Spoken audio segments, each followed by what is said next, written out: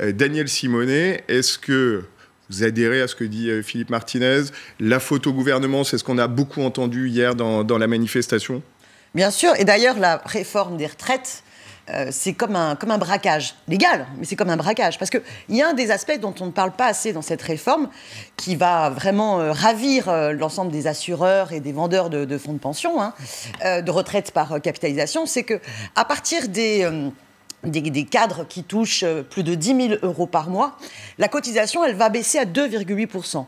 Alors, c'est présenté... Mais elle ne comptera pas dans le calcul de la retraite. Alors, c'est présenté comme quelque chose de soi-disant positif. Oh bah oui, quand même, quand vous avez des salaires à plus de 10 000 euros par mois, vous êtes tellement à l'aise que vous n'avez pas besoin d'avoir cette retraite par répartition, démerdez-vous. Mais le résultat, c'est que vous allez avoir 72 milliards d'euros... Mais non. Qui vont bien sûr baisser qui vont disparaître entre justement 2025 et 2040, parce que quand vous baissez les cotisations jusqu'à 2,8%, eh bien les employeurs vont faire 43 milliards d'économies, vous vous rendez compte, qui vont être retirées des caisses de retraite. Donc, c'est 28% pour tout le monde jusqu'à 10 000 euros, et 2,8%, mais qui ne comptent pas dans le calcul de la pension de retraite, ensuite, à partir de 10 000 euros. C'est autant d'argent en moins dans les caisses de retraite.